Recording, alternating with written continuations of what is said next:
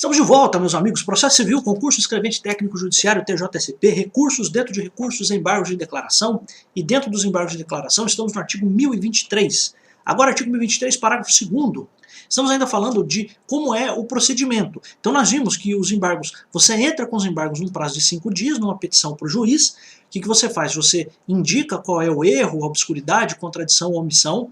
Você já viu que os embargos de declaração você não precisa recolher custas, portanto, eles não se sujeitam ao preparo.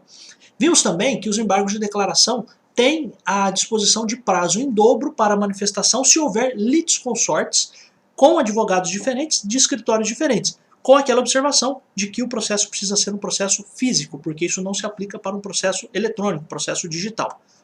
Agora, a gente vai olhar para o artigo 1023, parágrafo 2º. Ele diz assim, ó, o juiz intimará o embargado, quem é o embargado? É a parte contrária, tá?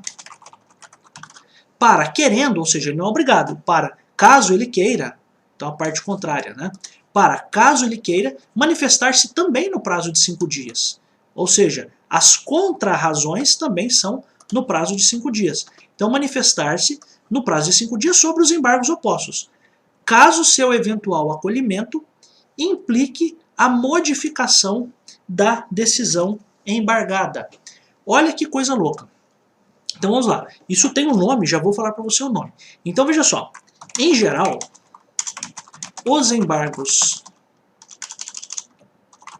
de declaração seguem a seguinte sistemática. Vou colocar aqui, ó. Em geral, os embargos de declaração seguem a seguinte sistemática.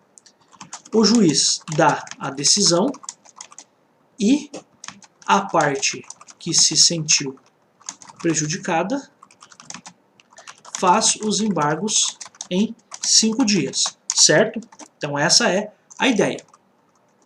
Esses embargos vão para o próprio juiz que julga os embargos. Tá?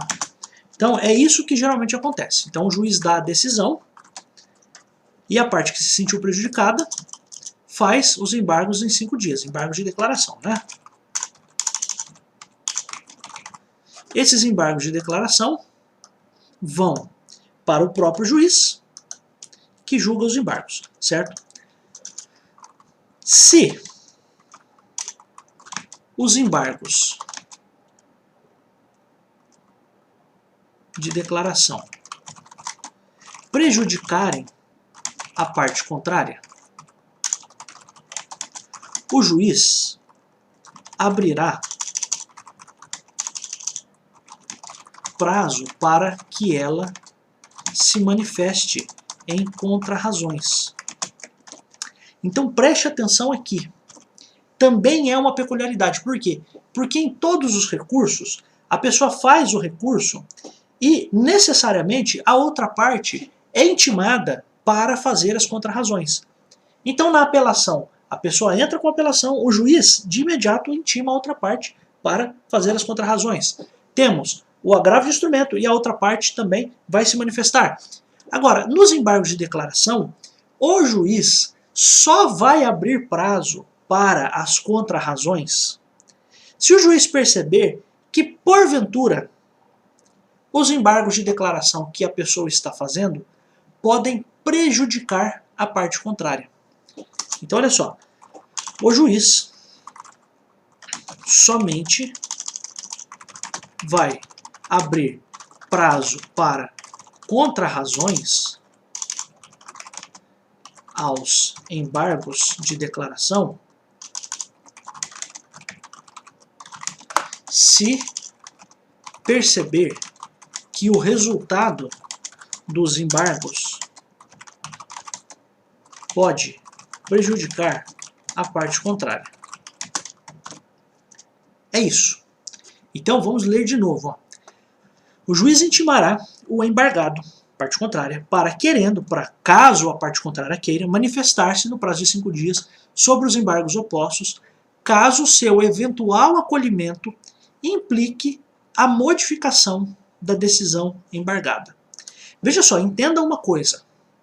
Quando eu faço os embargos de declaração, eu quero corrigir alguma coisa, certo? Então vou até colocar aqui, ó. Quando eu faço os embargos de declaração, eu quero corrigir alguma coisa na decisão. Em alguns casos, essa correção é simples. Por exemplo, no caso de corrigir um nome que está escrito incorretamente, certo? Que é a hipótese de, por exemplo, erro material. Lembra-se que a gente falou no vídeo passado? Então, se você tem um erro material, esse erro material, você faz os embargos de declaração e o juiz simplesmente vai corrigir. Mas vai prejudicar a parte contrária? Não vai. Simplesmente é uma correção de um nome. Só isso. Agora, pense o seguinte. Existem situações em que o juiz se omitiu. E ele se omitiu com relação a um argumento que era fortíssimo, que se tivesse sido analisado pelo juiz, mudaria a própria conclusão do juiz. Lembra-se daquela história que eu contei de um juiz condenar o pai a pagar pensão, mas o juiz deixou de lado o exame de DNA, ele nem viu se o pai realmente era pai ou não? Então pode ser que o juiz tenha se omitido sobre isso. E se ele se omitiu, a parte prejudicada vai fazer os embargos de declaração. E é claro que numa situação como essa, pode ser que uma pessoa que tinha em seu favor um reconhecimento de pensão alimentícia, pode agora não ter mais. Então pode ser que a decisão realmente tome outro rumo, caso os embargos de declaração sejam aceitos.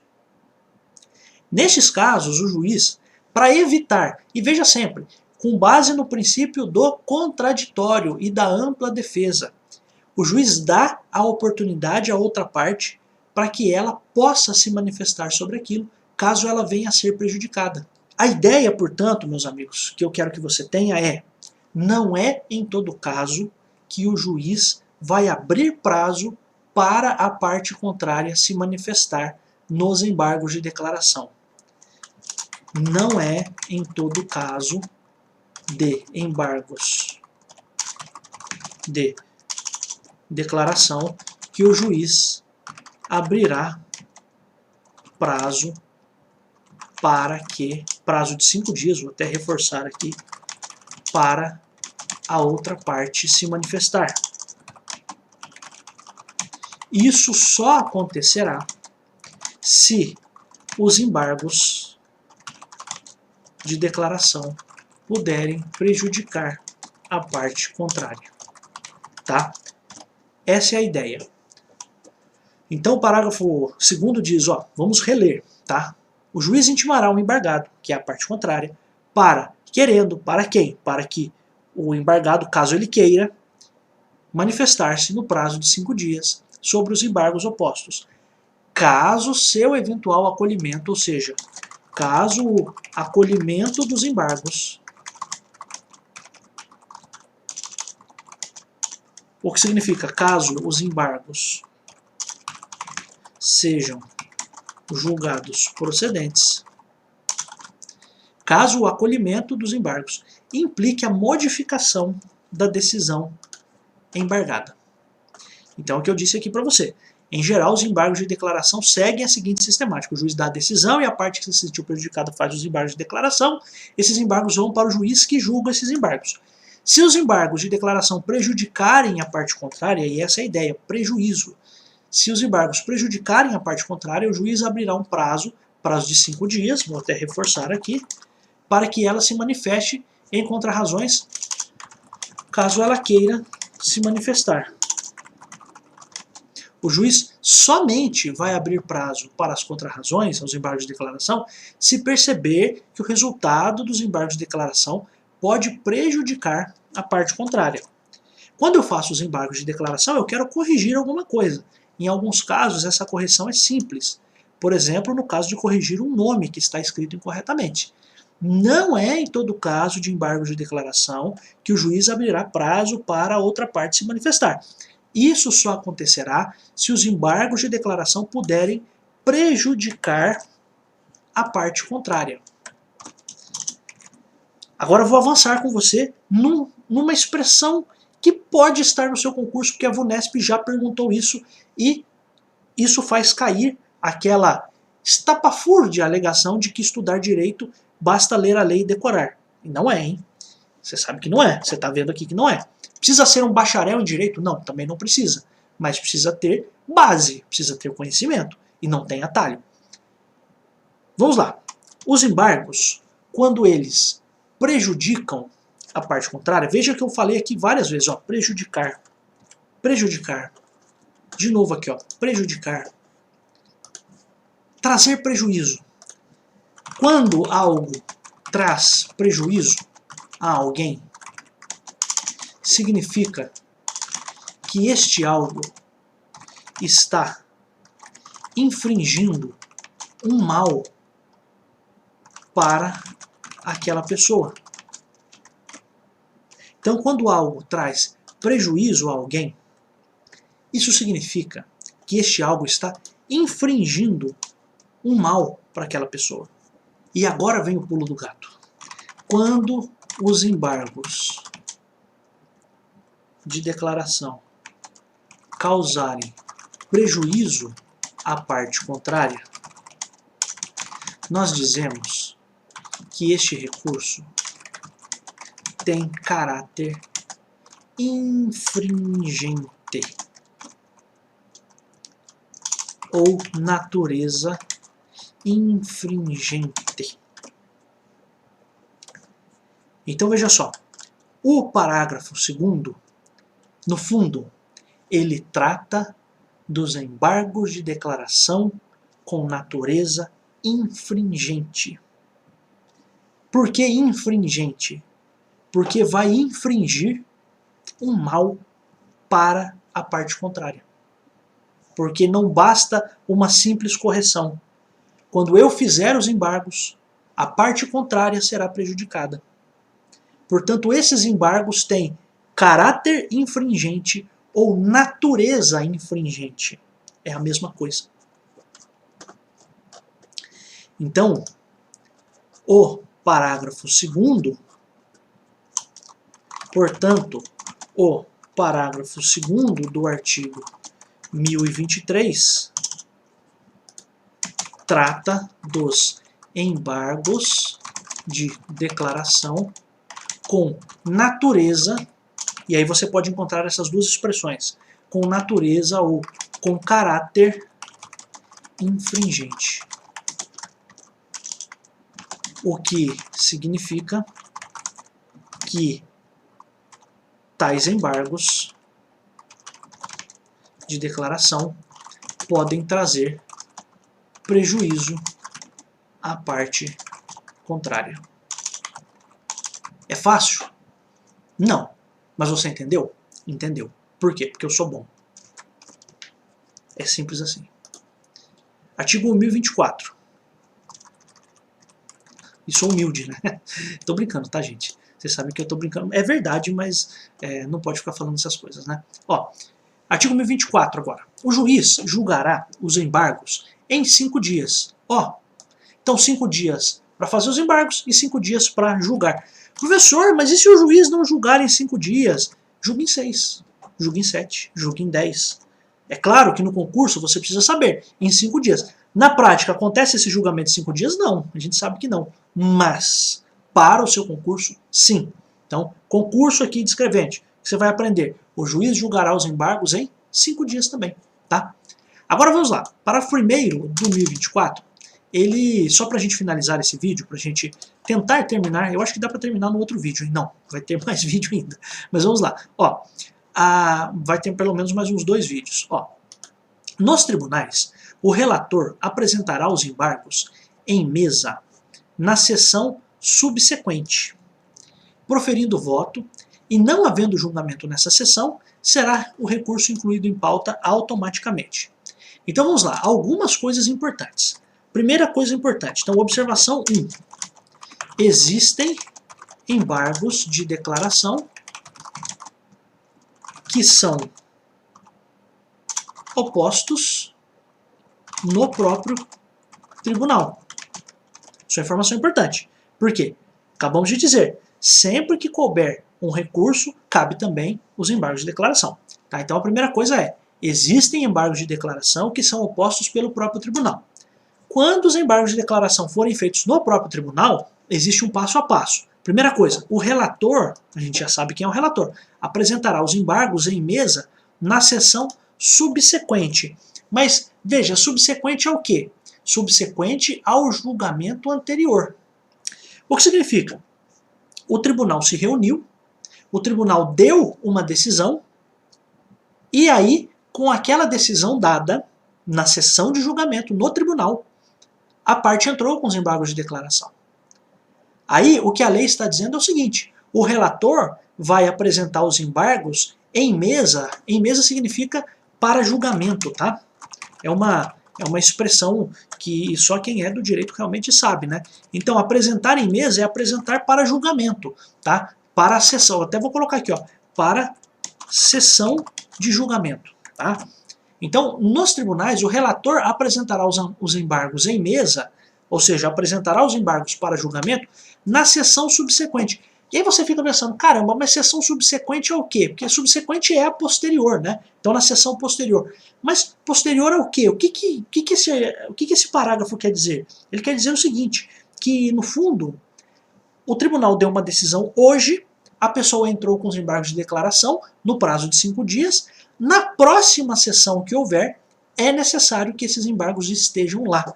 Então, na sessão subsequente, ou seja, na sessão posterior àquela, e aí é craseado mesmo, né? Na sessão posterior àquela em que foi dada a decisão contra a qual eu fiz os embargos de declaração, tá? Então, na próxima sessão, então apresentará na sessão subsequente os embargos, proferindo voto, ok? E, não havendo julgamento nessa sessão, será o recurso incluído em pauta automaticamente. Ou seja, se na sessão subsequente não foi possível julgar aqueles embargos, aquilo já estará na pauta para o quê? Para a próxima sessão. Então, olha só, vamos colocar uma observação 2 aqui. Se foram feitos os embargos de declaração, o relator precisa apresentar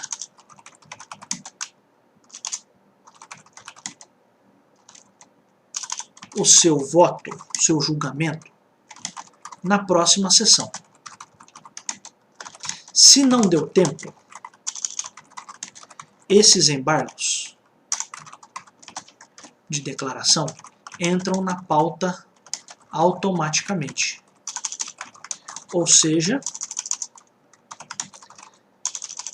estarão nos próximos julgamentos, tá? Então a ideia é, tente resolver logo. Teve os embargos de declaração? Tente resolver já na próxima sessão.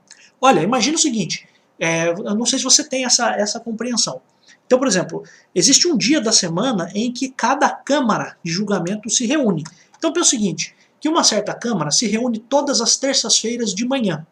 Então, nessa terça-feira de manhã, aconteceu o julgamento de um processo qualquer. E houve uma decisão ali, dada pelo tribunal. O que acontece? A próxima sessão qual vai ser? Na próxima terça-feira de manhã. Então esses embargos de declaração precisam estar julgados ou precisam ter o voto do relator nessa próxima sessão, na próxima terça de manhã. Não houve o julgamento, não deu tempo de fazer o julgamento na semana seguinte, nessa outra terça de manhã. O que acontece? Esses embargos de declaração já entram na pauta para os próximos julgamentos em outras terças de manhã. Tá? Essa é a ideia. Tá? Pontos importantes aqui. A primeira coisa de todas, o julgamento ser na sessão subsequente. Isso é um negócio importante porque você, de algum modo, estabelece prazos para julgamento. Tá? Então, vai ser julgado já na próxima sessão subsequente. E a outra coisa, a inclusão automática na pauta, também para você ter essa ideia de que essa coisa precisa andar rápida. Tá? Então, essa é a ideia principal, mas sempre tudo isso falamos aqui nos tribunais, tá? Então, do que acontece, qual é a dinâmica dos embargos de declaração no tribunal. O parágrafo 2º traz uma outra informação importante, ó. Quando os embargos de declaração forem opostos contra a decisão do relator, ó, lembre-se que contra a decisão do relator cabe o que mesmo? Cabe o agravo interno. Mas sabemos que todas as decisões podem ser atacadas pelo próprio recurso e pelos embargos de declaração. Então, olha só. Quando os embargos de declaração forem opostos contra a decisão de relator ou outra decisão unipessoal proferida em tribunal, o órgão prolator da decisão embargada decidir-los-á monocraticamente. Jesus Maria José, o que isso aqui quer dizer? É simples. Se eu estou fazendo embargos de declaração contra uma decisão dada por uma única pessoa, por exemplo, decisão do relator, será o próprio relator o responsável por julgar os embargos de declaração. Você entendeu? Então, qual seria outra decisão unipessoal? Vou te dar um exemplo, isso não vai cair, tá, no seu concurso. Mas existem casos em que o presidente do tribunal sozinho resolve alguma coisa. Isso tem lá em algumas leis, a lei da ação civil pública, tal, isso não vai cair para você aqui no seu concurso, fique tranquilo. É uma coisa apenas que eu estou trazendo a título de ilustração. Então existem casos, por exemplo, a gente teve agora as questões relativas à pandemia.